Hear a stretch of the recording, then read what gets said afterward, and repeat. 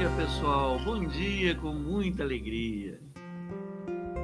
Bom dia, paz e bem, sejam todos bem-vindos. Bom dia, queridos irmãos, que sejam bem-vindos. Um dia muita paz no coração. Bom dia, turminha querida. Bom dia, com muita alegria. Bom dia, lindo dia para todo mundo. Então vamos lá, gente? Vamos ver a nossa lição de hoje, né? Ela é Vinha de Luz, capítulo 54. Vamos fazer uma leitura, né? Vem de Lucas, no capítulo 12, versículo 1. Versículo 1, na verdade, é um pouco mais extenso, mas ele é assim, ele todo é assim. Ajuntando-se, entretanto, muitos milhares de pessoas, de sorte que se atropelavam uns aos outros, começou a dizer a seus discípulos: acautelai-vos, primeiramente, do fermento dos fariseus. Né? Mas como é sempre bom te lembrar que Emmanuel, ele pega a parte que ele quer comentar, porque se a gente analisar aqui o Evangelho de Jesus, né, o Evangelho ele sempre tem um caráter simbólico e caráter interpretativo, de livre interpretação. Cada uma das partes ali colocadas e que nos chegam foram carinhosamente elaboradas, estruturadas, de forma que pudéssemos tirar esse aspecto simbólico e o aspecto interpretativo. Então, ele tem também, em cada uma das suas partes, a sabedoria necessária. Então, ele é muito rico. Então, se ele pegar apenas o acautelai-vos sob os olhos de apenas a palavra acautelai-vos sob os olhos de uma pessoa feita Emmanuel, que se dedica ao aprimoramento pessoal na lei de Deus, né? Ele vai fazer uso das suas inteligências para despertar em nós a importância disso, através da impressão que ele dá, né? Então, ele pegou apenas acautelai-vos, primeiramente, do fermento dos fariseus. Aí vai comentar Emmanuel, né? Bem, eu vou tirar um pouco aqui, porque eu fiz uma coisa errada aqui. Peraí, deixa eu fazer isso direito aqui. Perdão. Gente? Pronto, podemos entrar de novo. Pronto, então, olha lá. Acautelai-vos, primeiramente, do fermento dos fariseus. Comenta Emmanuel, fariseu ainda é todo presunçoso, dogmático, exclusivo, pretenso privilegiado das forças divinas. O orgulhoso descendente dos doutores de Jerusalém ainda vive. Atravessa todas as organizações humanas. Respira em todos os templos terrestres. Acredita-se o herdeiro único da divina bondade. Nada aprecia, senão pelo prisma do orgulho pessoal. Traça programas caprichosos e intenta torcer as próprias leis universais, submetendo-as ao ponto de vista que esposou na sua escola ou no seu argumento sectarista. Jamais comparece ante a bênção do Senhor na condição de alguém que se converteu em instrumento de seus amorosos desígnios, mas como crente orgulhoso, cheio de propósitos individualistas, declarando-se detentor de considerações especiais. Os aprendizes fiéis necessitam cautelar-se contra o levedo de tais enfermos do espírito. Toda ideia opera fermentações mentais. Certamente que o mestre não determinou a morte dos fariseus, mas recomendou cautela em se tratando da influenciação deles. Exigências farisaicas constituem perigosas moléstias da alma. Urge auxiliar o doente e extinguir a enfermidade. Todavia, não conseguiremos a realização provocando tumultos e, sim, usando a cautela na antiga recomendação de vigilância. Vigilância é acautelai-vos. Essa que é a vigilância. Então vamos lá, vamos comentar para que a gente possa refletir a respeito desses comentários feitos por Emmanuel a respeito desse versículo, né? Primeiro, eu acho que é interessante a gente olhar os termos que eles foram utilizados, né? primeiro deles é fariseu. Né? O que é um fariseu, objetivamente? Fariseu é aquele, ou aquele que segue de maneira formalista uma religião. Né? Isso é o sentido genérico, porque fariseu eram os doutores da lei, os herdeiros, os chamados doutores da lei, à época de Jesus, né? Dos israelitas. Mas hoje tem esse conceito de fariseu, por isso que o Emmanuel comenta, dizendo, e aí é outra palavra, o que é levedo? Levedo é fermento, é o elemento de um elemento vivo, que não é morto, é vivo, e por ser vivo ele atua, ele age, e ele faz crescer. Ele associado a alguma coisa, ele faz crescer, se multiplica, ele cresce, ele vira uma coisa grande. Tanto é que a gente fala assim, uma massa com fermento, ela cresce, né? Ela produz, elas são seres vivos que fazem as coisas crescer. Então, uma ideia como fermento, ela é uma ideia viva que faz crescer. Daí, quando ele fala o fermento dos fariseus, é a ideia, né, de uma coisa que é absolutamente, como é que fala, como ele está falando aqui, né, formalista, né, de uma religião, mas é uma ideia viva que faz crescer, porque tem o levedo, que é por causa do levedo, fermento dos fariseus, de ideias formalizadas. Fariseu, comenta Emmanuel, ainda é todo presunçoso, dogmático, exclusivo, pretenso privilegiado das forças divinas, o que é coerente com a definição que nós tínhamos de fariseu. Mas vamos ver mais profundamente para a gente entender o sentido das palavras, para que as coisas não se percam, né? Presunçoso, o que é presunçoso? Né? Parece que a gente sabe o que é, mas, né? Mas é isso aí, ó, que se supõe melhor, mais bonito, superior, mais inteligente, mais capaz que os demais. Vaidoso. Né?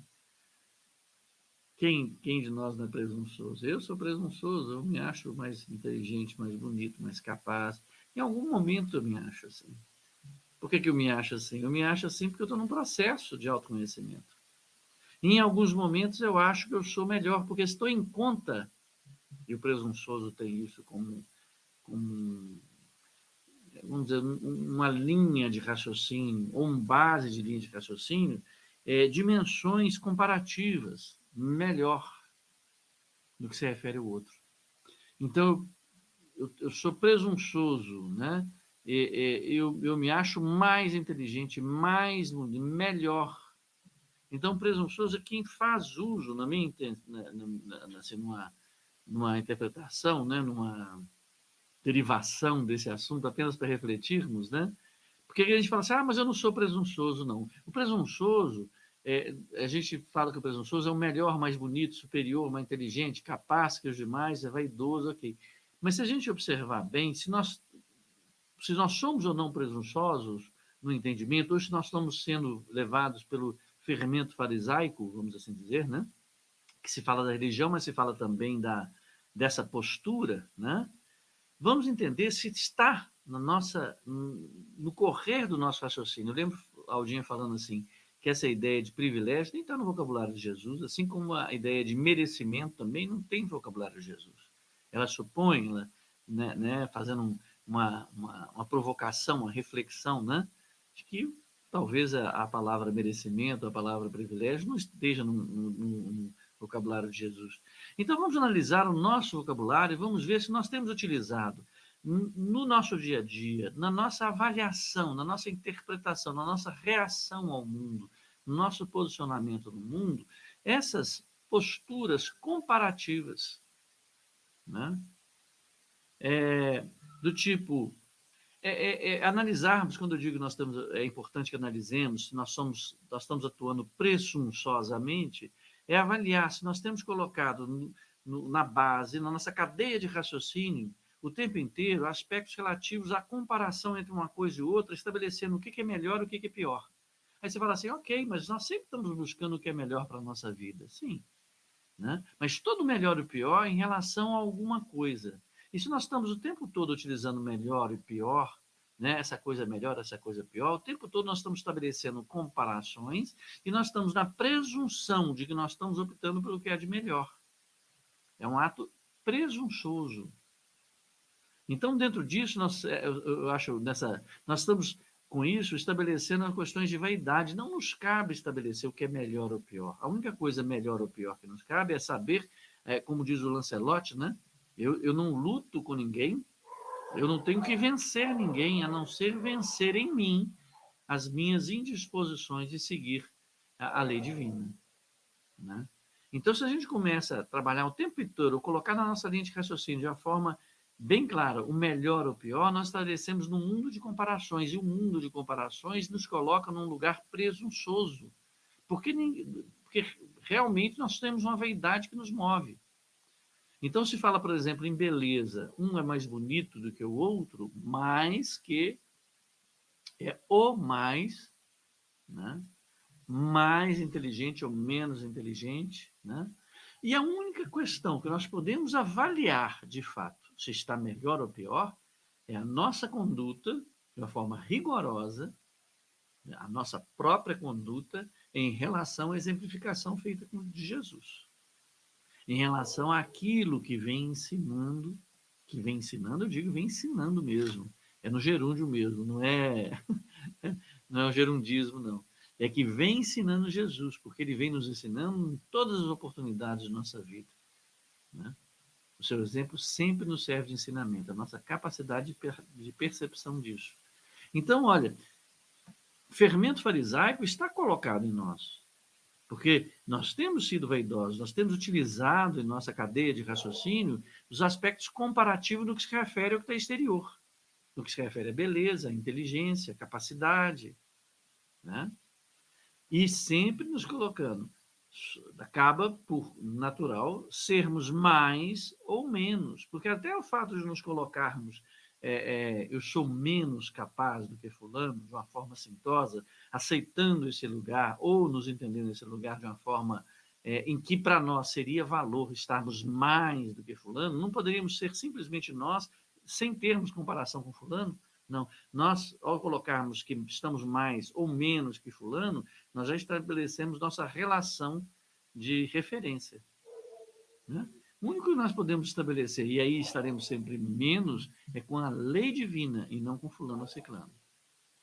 A nossa relação com o outro nos estabelece comparativamente para o melhor ou pior. A nossa relação com o outro é a relação do que podemos fazer dentro da lei de Deus pelo outro, porque a lei de Deus é a lei de amor. Como está a nossa relação de amor com o outro, mas não pior ou melhor, né? Eu acho que a gente fala até brincando, a gente fala assim, nossa senhora, eu tô até bem na fita, viu, perto desse daí, né? Já não viu falando isso? Esse aí tá danado, porque a gente se coloca, é até um processo de empatia, né? Na medida que a gente coloca do outro e compara de que eu estou numa situação muito boa em relação ao sofrimento que aquele outro está atravessando. Mas, pelo fato de fazermos isso e não termos, trabalharmos no entendimento de que cada um de nós vive aquilo que necessita e que tenhamos o desenvolvimento da caridade, da compaixão, da empatia com o sofrimento do outro, ajudando a mitigar, porque muitas vezes esse sofrimento do outro, né, que a gente percebe como um sofrimento muito grande, é porque nós nos colocamos ali e aquilo para nós também representa sofrimento. Não sei se você entende isso. Eu digo assim, às vezes você fala assim, a pessoa está pobre, não tem que comer, sofre com a fome. Desculpa, eu falo assim, fome, mas apenas para poder ser uma coisa que nos toca muito profundamente. Ou sofre com a pobreza, né? Puxa vida, sofre com a pobreza. Então eu me sensibilizo com o sofrimento dela com a pobreza. O que eu quero? Eu quero tirá-la da pobreza, eu quero sanar aquilo que lhe causa sofrimento. Mas veja, pode ser que aquela pessoa não sofra pela pobreza. Nos nossos grandes guias, nossas grandes referências, buscavam a pobreza, que entendiam na pobreza a simplicidade da conduta de sua vida, né? Pela desnecessidade de bens materiais. No entanto, nós temos tanta necessidade de bens materiais, de confortos materiais, que ao percebermos alguém que não tenha esses recursos materiais, denotam, percebem ali e se simpatizam, solidarizam com o sofrimento que a falta desses bens materiais causa naquela pessoa. Entende? Assim, Jesus não tinha uma pedra para encostar a cabeça. O Francisco de Assis despojou-se de todos os bens materiais que a sua que a sua família lhe dispunha, né?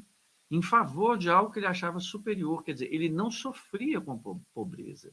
Sentia dor? Sim. Sentia frio? Sim. Mas ele sofria com o frio que a pobreza lhe impunha? Não. Ele sentia o frio. Era algo que era desconfortável, desagradável, mas isso causava nele, fala-se sofrer no sentido de se afetar pelo frio? Sim, se afetava pelo frio, mas daí a sofrer uma coisa da alma? Não.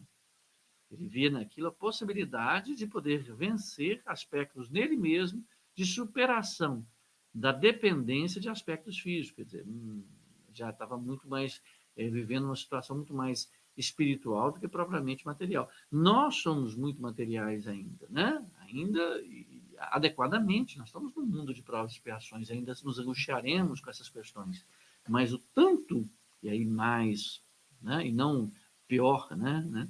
Mas tanto mais ficaremos empáticos ao sofrimento de quem sofre pela falta de bens materiais, pelo tanto que tenhamos apego aos bens materiais. Não estou falando de indigência, né? E sofrimento da dor que a pessoa não ter o que comer. Não é isso. É importante que nos movimentemos no sentido de, na medida das nossas possibilidades, estarmos empáticos com o sofrimento da pobreza alheia, tentarmos mitigar isso é muito importante num processo de crescimento nosso, né? Mas é mais importante abandonarmos o sofrimento ou conseguirmos vencer o sofrimento pela falta de recursos materiais, ou seja, trabalharmos o desapego, vencermos os sofrimentos de estarmos no processo comparativo de mais ou menos, eu tenho mais que ele, eu tenho menos que ele, daí eu devo ter uma situação melhor, já que eu não sofro pela pedra, sabe, compreendendo? Mas no processo, às vezes eu fico achando que eu posso estar confuso, mas no processo de não sofrer nem pelo outro, nem por você, e nem me comparar se eu estabeleço. Eu tenho mais do que o outro, porque eu acho que isso tem maior valor. Isso é um movimento de vaidade, é uma presunção. Eu estou sendo presunçoso, eu estou sendo movido pelo fermento farisaico de achar que eu sou privilegiado, e não existe privilégio na vida, na economia da vida, sob os olhos de Deus. Como diz Aldinha, nem tem privilégio, senão para dizer que não existe, né? No vocabulário de Jesus, né? Entendeu? Então, às vezes a gente está falando sobre a questão do fermento farisaico, se aplicando exclusivamente a aspectos relativos à religião. Não. Religião tem um caráter, ou tem a qualidade de estabelecer, tem a característica de estabelecer a qualidade das nossas escolhas. Religião é escolha, né? A religião, esse religare, como se fala, né? A gente pode eu proponho para a nossa reflexão que religião são as formalidades que encaixam na nossa capacidade de enxergar, ou de ver, ou de lidar com a espiritualidade, né? Tanto que as pessoas falam, espiritualidade não é religião. A pessoa pode ser absolutamente sem qualquer segmento religioso e ser extremamente espiritualista. O espiritismo é uma filosofia espiritualista, né? Está na primeira página do Livro dos Espíritos, que define a doutrina, né? que inaugura a doutrina. Então, está na primeira frase. O que é esse livro? Esse livro é um livro de filosofia espiritualista. E filosofia no sentido de estudar, compreender, perguntar, questionar-se e vivenciar, né? Outro dia eu estava colocando aí uma definição de filosofia, que as pessoas acham que filosofia é só ficar papapá, não. Filosofia não é isso, não. Filosofia é questionar-se e questionar-se em atitude, posicionar-se, pôr à prova, vivenciar as coisas. E não de uma forma descomprometida, não, se comprometer com o que faz, procurar aprofundar-se, vivenciar cada vez mais. Então, o Espiritismo, na medida que Kardec vem nos dizer que o espírita amai-vos, e a segunda parte, né, espírita instruí-vos. Os espíritas se conhecerão pelo muito que se amarem, né? Ele fala também, às vezes, na questão do espiritismo, assim, pela pela sua desenvolvimento moral, né? Pelo seu crescimento moral e pela luta para vencer suas más disposições. Então, o tempo todo que nós falamos do Espiritismo, a proposta dele é de se aprofundar, procurar a lei divina e procurar vivenciá-la, né? Mas não em ser farisaicamente apegado a dogmas, aí vem dogmático, que se apresenta com caráter de certeza absoluta, como certezas que não são passíveis de prova, que não têm um aspecto filosófico da pergunta, do questionamento. É porque é. Então, a expressão que minha esposa outro dia me passou, que ela foi estudar alemão, aí a professora falou assim, ela perguntou ao professor, por que tal coisa é assim? E tem uma expressão que eu não sei repetir, é claro, em alemão, que diz assim, por que a banana é curva? Ela é curva porque ela é curva. Isso é um dogmatismo. Não interessa saber o porquê. É porque é e ponto. Né? O Espiritismo, na sua formação, ele pega desde o início, ele começa perguntando o que é Deus. E chega a perguntar até que nos falta recursos para compreender a sua toda, mas não deixa de se questionar do que é Deus, porque é importante que façamos questionamentos, que tenhamos a pergunta e queiramos vivenciar filosoficamente, evidentemente, assim, aprofundando, querendo saber onde eu piso, me questionando e me colocando na ação. Né? Então, o presunçoso, simplesmente, e o dogmático, né? Ele se acha, eu sou melhor porque eu me baseio, vamos dizer, na redondeza da banana, não precisa perguntar por quê. Né? Tem sua função? Evidentemente tem. Né? Mas se isso torna-se um levedo vivo, você começa a caminhar achando correto ser presunçoso. O importante, no nosso entender, que vem nos chamar a atenção né, nessa reflexão que estamos colocando, é de questionarmos o nosso posicionamento presunçoso ou o levedo farisaico em nossa vida. Né? O que mais ele vem conversar? Ele vem falar também o seguinte, olha só, o orgulho descendente dos doutores de Jerusalém ainda vive. Né? É chamado doutores porque eram doutores da lei, com eles reuniam uma espécie de magistrado, um ordenador dos lugares. Né?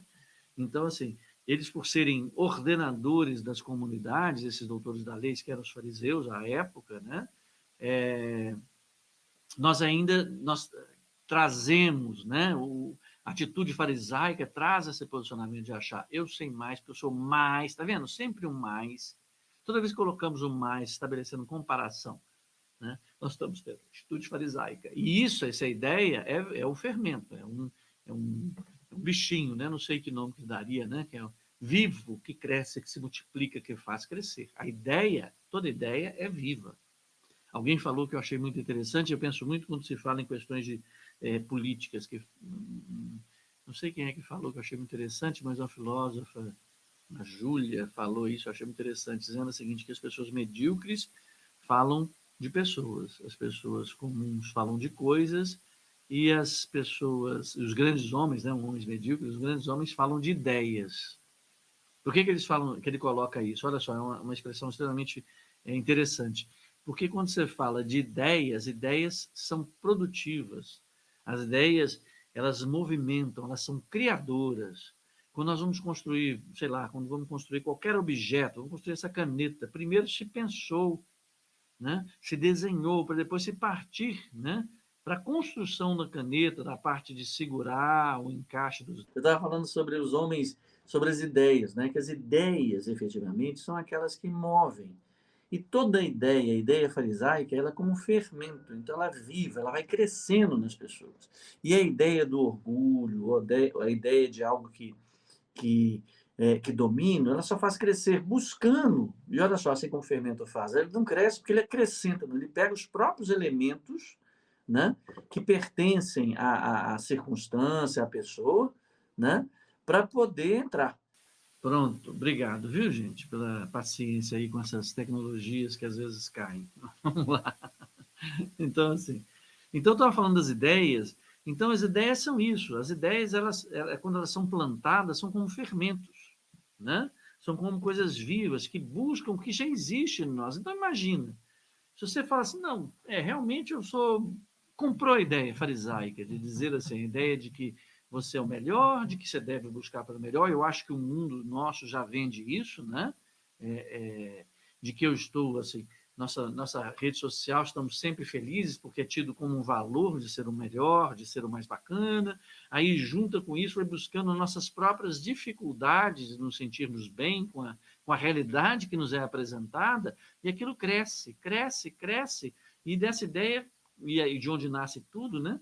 Concretiza na certeza de que nós somos efetivamente melhores. Por quê? Porque nós temos trabalhado no nosso raciocínio essa questão comparativa. E quem não quer, até pela própria disposição que nós estamos de aprendizado, de ter para nós o que é melhor? Quem é que não gostaria de dizer, meu filho passou em... Vou até encher a boca assim, primeiro lugar no vestibular, não é? A gente não gosta de dizer isso? Né? Quando você mostra a foto de um filho, você fala assim, não é lindo? Olha só meu netinho, meu filhinho, olha que coisa linda. O menino nasceu, está com cara de joelho, né? Mas você quer que ele seja o mais lindo do mundo, e de fato é dentro da sua feição. Mas isso não vem ao caso.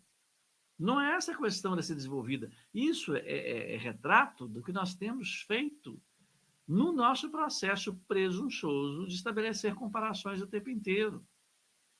Né? Aí nós desenvolvemos o orgulho estruturado na vaidade, no egoísmo, né? E aí isso está vivo aqui. Não é que eu falo, eu não me acho melhor que ninguém, não. Eu sou uma pessoa humilde. Olha aí, você acha que está sendo humilde? Né? Porque ele comparou ao achar que não... Sabe? Aquele fala assim, você vive vendo argueiro no olho do outro e não vendo uma trave em seu próprio olho. Olha só, não é que ele falou isso do outro, ele está sendo moralista e não moralizado. Isso a gente traz como ideia, e a ideia, né, pode ser tratada, pode ser refletida. Né? Mas quando você traz isso como fermento, só faz crescer, então, o seu orgulho comparativo. Então, a comparação tem sido, vamos dizer assim, um germe de criação desse processo.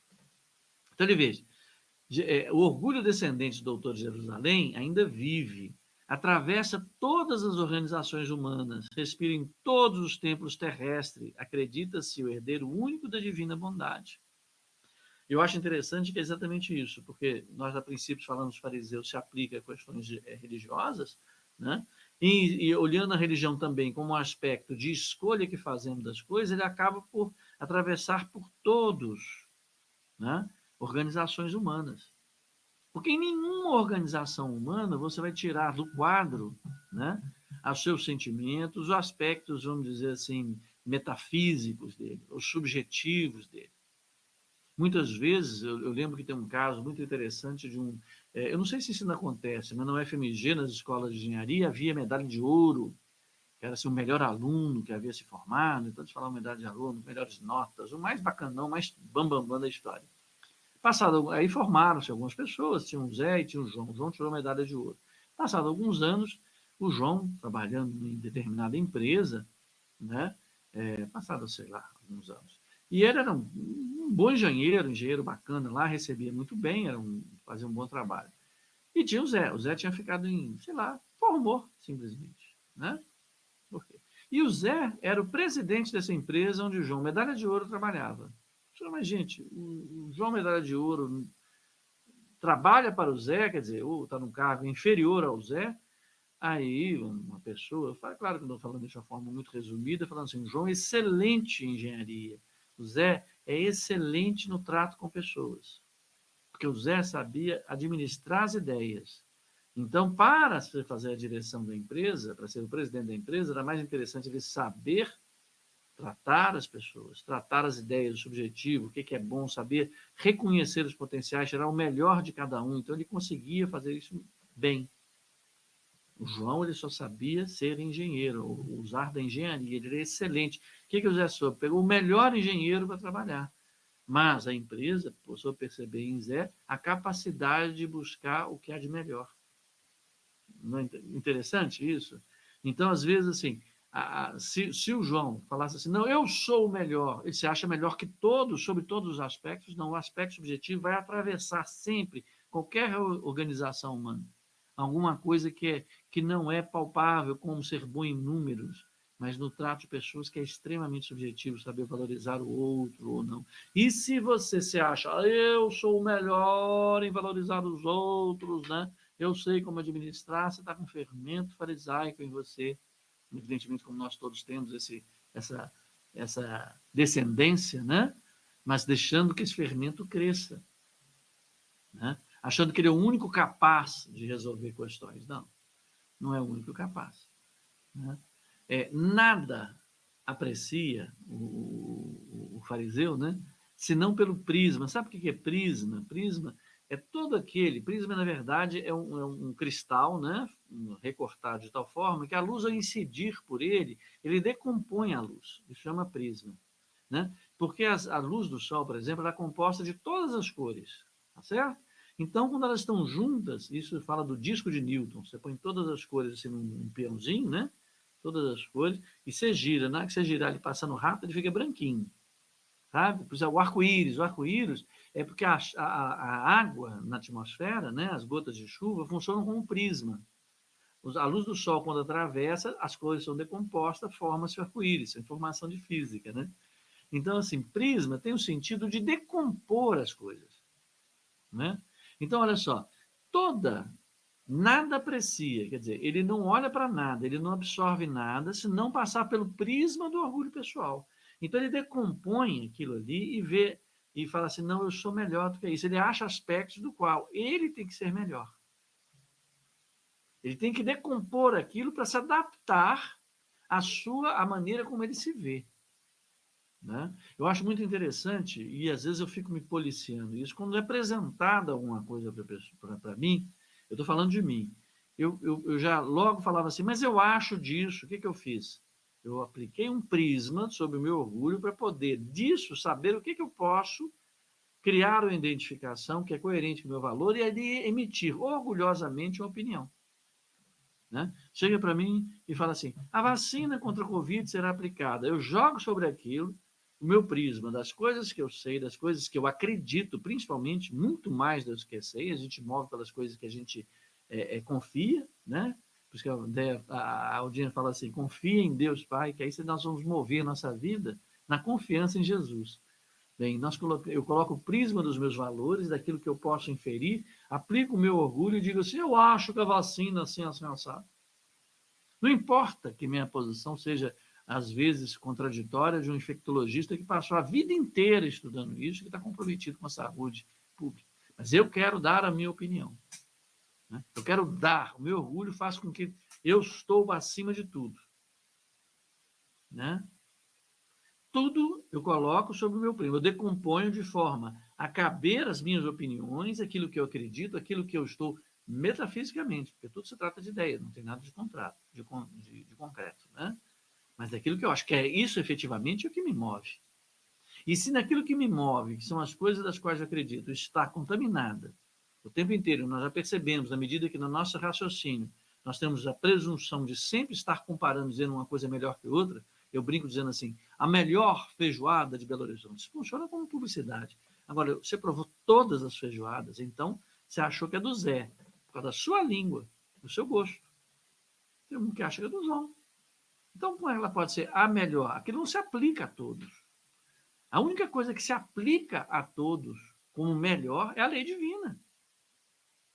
Isso está mais do que provado, né? O resto são avaliações estruturadas em cima do prisma do orgulho farisaico de cada um de nós. O Espiritismo é a melhor religião. Bem, primeiro eu estou dizendo que é necessária uma religião e comparo. Ué, o que é isso? O Espiritismo é muito melhor do que esses crentes evangélicos que ficam pegando dinheiro. Quem disse isso? Por que Jesus disse isso alguma vez? Ele fundou essa religião, o Espiritismo. É a religião, o aspecto religioso do Espiritismo é que conta. Não é para nos satisfazer a nossa necessidade de relação com o universo dos espíritos e Deus Pai, com o cristianismo. Vocês me perdoem, o áudio desliga sozinho. Eu acredito que seja para poder eu rever o que eu estava dizendo, né? Vamos continuar nosso texto, então, que é melhor.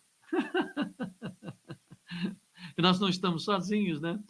Traça programas caprichosos e tenta torcer as próprias leis universais, submetendo-as ao ponto de vista que espousou na sua escola no seu argumento sectarista. Aí você pergunta, o que é sectário, né? O que pode ser? Quer dizer, nesse prisma, eu vou colocar aquilo que me interessa, né? É assim, eu vou olhar sob decompondo e analisando segundo a capacidade que eu tenho de percepção. Então, eu vou torcer, eu tenho ideia até de torcer as leis universais para que elas se esposem, para que elas combinem com aquilo que eu acredito, né? Ou que seja coerente com a minha religião, aquela que eu esposei. Esposou tem o sentido de escolher. Você lembra que eu falei sobre a questão religiosa, sob o ponto de vista, não necessariamente catolicismo, não, mas religiosa no sentido da qualidade das coisas, da qualidade das minhas escolhas. Esposar, casar é uma escolha, né? Eu submeto aquilo, ponho o prisma e submeto sobre a verdade que eu, como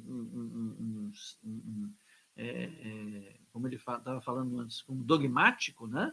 Eu escolhi como correto. Escolhi como certo. E defendo até onde só eu ponho sobre esse prisma. Isso está correto ou não está? Porque eu escolhi isso. Eu não estou questionando. Eu não estou agindo filosoficamente em aprofundar, questionar e vivenciar. O fariseu, né? Ou essa ideia farisaica, é de que eu escolho, aí a questão religiosa da escolha, eu escolho uma escola, uma forma de pensar, uma forma de enxergar o mundo, e torno isso um prisma. Tudo que me chega, eu tenho que ver se é coerente com isso, né? Se está de acordo com o meu argumento sectarista. O que é sectário? É aquele que pertence a uma seita, sequaz, partidário, que não transigir, chegar a um acordo por meio de concessão das partes, é intolerante. Então, o sectário, o fariseu sectário, é assim, olha, é isso e pronto, não tem nem negócio, né? Assim, falando um pouco do espiritismo, né, que nós estamos tentando trazer aqui, tentando nos colocar nessas posições para poder entender como que nós direcionamos, nós tentamos buscar ser espíritas, né? O espírita não é sectário, porque ele transige, ele é tolerante. Minha ideia, o espiritismo, não o espírita. Nós temos sido presunçosos, temos sido sectários, porque nós temos deixado, nós herdamos, né, essas ideias dos doutores da lei, né, essas ideias farisaicas, que são como fermentos em nós, né? Então, muitas vezes, é muito importante entender que nossa postura no entendimento da lei de Deus é de questionamento. Teve uma pessoa que disse, por que a filosofia é espiritualista e não é um livro sagrado? Por que o espiritismo não se propõe a teologia? Porque a teologia parte do processo de entendimento de que aqui o evangelho, ou as questões escritas ou ditas, de acordo com as traduções que interessam, né, é sagrado. E por ser sagrado, é indiscutível. Não. O próprio Kardec fala assim, olha, tem pessoas que apresentaram tais e tais livros, leia-os, que estão questionando o espiritismo e fazendo questionamentos. Os próprios espíritas, entre eles, tem uma questão da Revista Espírita que pergunta sobre que determinados membros, né, de uma forma mais filosófica, e utilizando até de estruturas lógicas bastante adequadas, nós fizemos um estudo sobre isso, vieram questionar a necessidade da prece, tendo como premissa o fato de que Deus sabe de tudo e conhece, as coisas são todas atos e consequências, qual a função da prece? Ela não vai mudar nada, né? E aí há um questionamento a respeito disso. Olha, nem isso é sagrado. Hoje nós entendemos a importância da prece, que ela é fundamental e tudo, mas também não deixa de ser colocada, já foi discutida, não deixa de ser colocada em questão. Por quê? Porque nós não queremos ser o quê? Dogmáticos. Nós não somos sectários, né? Não é um partido. Ser cristão não é pertencer a um partido, ser cristão ou ser espírita, é buscar, é lutar diariamente no seu aperfeiçoamento segundo a lei de Deus. E nós da forma como Jesus a entende e a demonstra através do seu exemplo, né? Porque Deus também há várias acepções. Tem um Deus que é mais Deus que o outro, porque dentro do meu raciocínio existe sempre o aspecto comparativo de eu querer ser melhor. Eu sempre estou colocando a presunção de haver algo melhor, sempre a semente farisaica ali presente, né? Então, olha, transigir é chegar a um acordo por meio de concessão das partes. Na verdade, quando ele fala aqui figuradamente, é que não transige, é um intolerante. Transigir é chegar a um acordo. Não quer dizer que a verdade seja necessário que ela chegue a um acordo. Mas o que está mais em conta na hora que nós pensamos sobre o pensamento cristão? O próprio Kardec já disse, né? Independente de quem apresente melhores numa disputa, né? E aí, quando há uma disputa, vamos dizer assim, há uma apresentação de ideias opostas ou de posições opostas, o Kardec falou assim, independentemente da apresentação das argumentações, eu me disponho a estar, eu estou usando palavras minhas, né? De imediato, eu já me coloco ao lado daquele que tiver mais amor, né? Então, essa que é a transigência, né? Que se chega a um acordo. Bem, vou partir daquele que dá maior. É necessário que haja uma base, que haja uma estrutura. Por isso que eu falo que nossa presunção está, porque nós utilizamos como base, nós temos utilizado como base, como estrutura que carreia o nosso raciocínio, que sustenta o nosso raciocínio, a comparação. Por isso nós nos colocamos presunçosamente e somos como fariseus. Comparamos. E somos então sectários. É isso e pronto. Não tem negócio. Né? É muito interessante. Por isso que eu acho interessante quando se traz, só para ensinar esse assunto, quando começam a falar assim, você é a favor dessa ou daquela postura política, ou essa aquela, nos é colocado sempre no momento final, no sim ou não, né? Numa estrutura da qual, eventualmente, você não tenha escolhido ou não queira estar presente. Por exemplo, eu estou com um revólver, eu já comentei isso várias vezes, eu estou com um revólver na cintura, a pessoa parte para cima de mim com outro para me matar, eu não puxo o revólver e atiro? Né? Olha só, já te coloca na situação assim, extrema, final. Né? A gente conversando, refletindo a respeito, estava dizendo, claro que atira. Mas essa decisão você não tomou naquele momento, não. Você tomou no momento que você pôs a arma na cintura. Porque você não poria uma arma na cintura se não houvesse a disposição de fazer uso dela. Então, muitas das circunstâncias que nos apresentam, elas não nasceram ali. Se você não é capaz de perceber, por falta de recursos, quais foram os seus atos, ou quais foram a sequência de situações ou de escolhas, como eu escolhi um momento colocar a arma na cintura, né? Na vibração da arma, na vibração do ataque, treinei o tiro. Se eu não sou capaz de perceber todo esse envolvimento que eu caminhei até o momento em que eu terei que fazer uso dela, porque eu já escolhi lá atrás, no momento em que eu a pus na cintura e aprendi a usá-la, toda essa movimentação energética a respeito da arma, ao ponto de tê-la aqui na cintura nesse momento, né? Se eu não sou capaz de percebê-la, ou mesmo avaliando, eu não vejo nada disso com os recursos que eu tenho, lembrar que eu sou um espírito eterno e que tais recursos foram construídos talvez em outras eras. Mas é sempre assim. Deus é soberanamente bom e justo, e nenhuma das circunstâncias nos são colocadas sem que houvesse uma necessidade evolutiva necessária e que fosse fruto das nossas próprias escolhas, porque é outra lei universal, a lei de causa e efeito.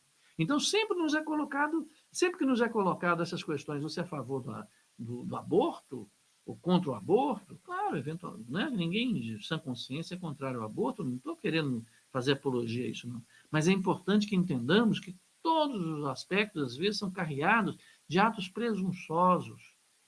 A sociedade, às vezes, é presunçosa. A estrutura, a comunidade, somos melhores do que o outro, porque nós valorizamos tais coisas. Né? Queremos impor ao outro ideias sectárias. Partimos de que nós tivéssemos assim, a mesma percepção quando fala Deus, que o Deus fosse o mesmo a cada um sujeito que passa por cima de todos para ganhar dinheiro. Qual que é o Deus dele? Qual que é a religião dele? Quais são as escolhas que ele fez? Né? Que leve a um ponto e fala, coitado, ele teve que atirar porque o outro ia matar. Ele estava com a arma na mão. Ele escolheu pôr uma arma na cintura. Né? Essa presunção de que ele era mais capaz de avaliar as circunstâncias a ponto de poder dizer, não, eu decido se eu posso matar ou não o outro. Olha o fariseu. Olha a nossa presunção. Não, eu decido, está na hora de demitir. Tanta coisa que acontece, né? Olha só, o fariseu jamais comparece ante a bênção do Senhor na condição de alguém que se converteu em instrumento de seus amorosos desígnios, mas como crente orgulhoso, cheio de propósitos individualistas, declarando-se detentor de considerações especiais. É aquilo que eu estava dizendo. Nós estávamos comentando. Não importa. Eu escolho lá atrás de pôr arma na cintura, não importa. Né? Que seja a lei maior, a lei da vida. A vida inquestionavelmente foi o que Jesus nos colocou. É vida. Não estão falando de aborto, não estão falando de daquele criminoso, que bandido tem mais é que morrer. Não, é vida. Mas não, eu farisaicamente eu coloco um instrumento que eu posso tirar a vida que deveria ser, que está dito por Jesus, como bem maior. Não podemos tirar nem a nossa própria. Né? Que, assim, por uma questão de força de raciocínio, onde teríamos mais autonomia, nem a nossa nos é permitido tirar. Nós transgredimos lei divina quando assim fizemos. Nem a nossa, quer dizer, não estou ferindo a mais ninguém, assim, objetivamente, ou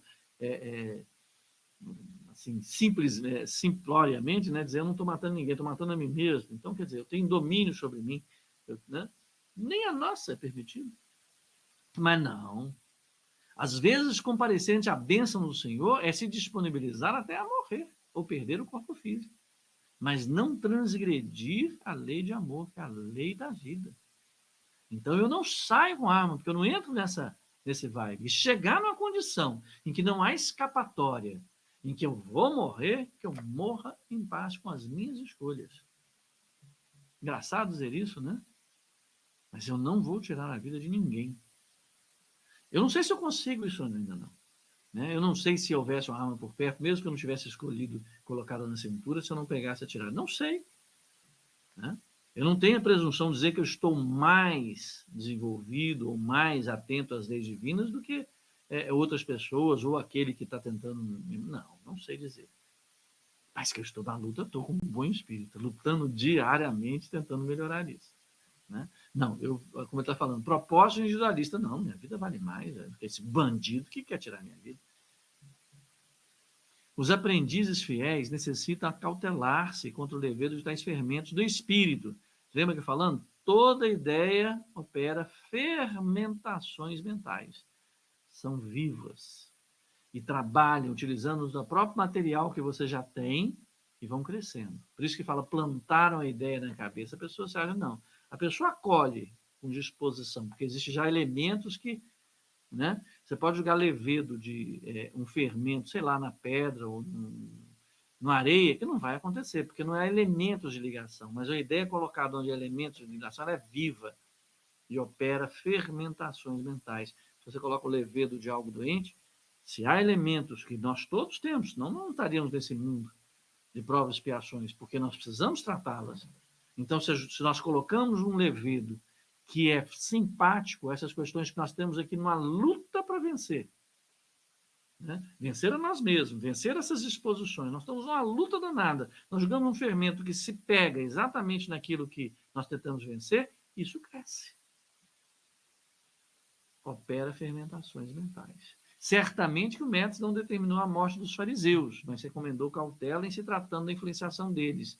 Exigências farisaicas constituem perigosas moléstias da alma. Claro que o mestre não determinou a morte do fariseu, porque senão estaríamos todos nós mortos. Nós, cautela, né? Porque nós não vamos envolver o fariseu nosso, né? Exigências farisaicas constituem perigosas moléstias da alma. O que nós temos feito para melhorar é lutar exatamente por... Lembra que nós falamos desde o início, orgulho, vaidade, né? São exatamente aquilo que já foi dito, que são as coisas que cada vez nos prendem mais ao mundo de provas e expiações e cada vez mais nos trazem mais sofrimento. Porque mais coisas nos apegamos para sofrer.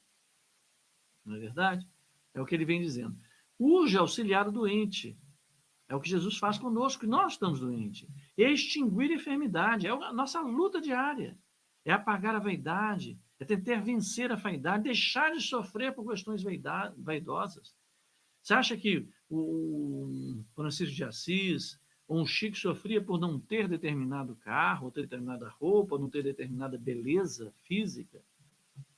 Ou não comer determinada comida? Não sofria. Isso para eles não eram objetos, né? Não eram questões para eles de importância tal que a falta lhe causasse sofrimento. É que nem a história de dizer assim, eu preciso de várias questões materiais para me sentir confortável.